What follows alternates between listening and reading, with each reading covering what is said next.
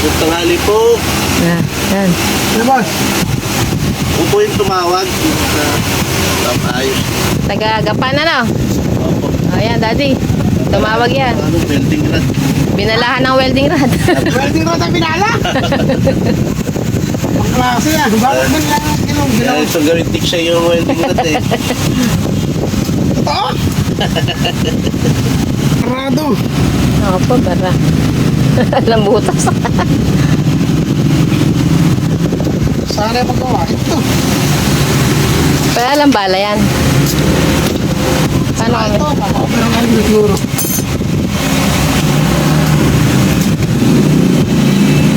Naku po.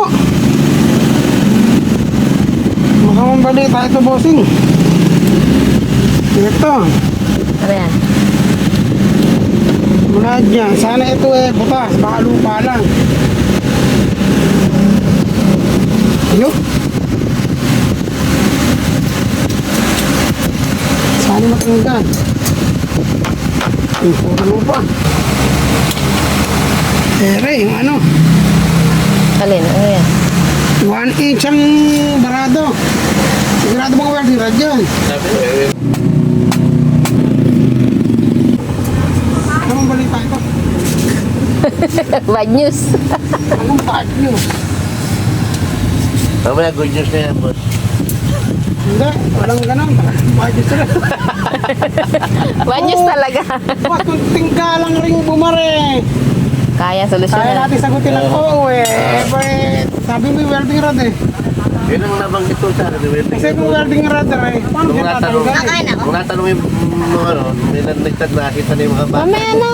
Sabay-sabay tayo. Lalagyan to, Oh, baka yun yung ano ba? Baka powder nung ano yun. Oo. Kaya yung powder nung ano. Yun. Ano kaya naman. Go! 1 year warranty na yan, boss. Ito. Yan, Talaga yan. natin ay sewer sling tsaka fitting.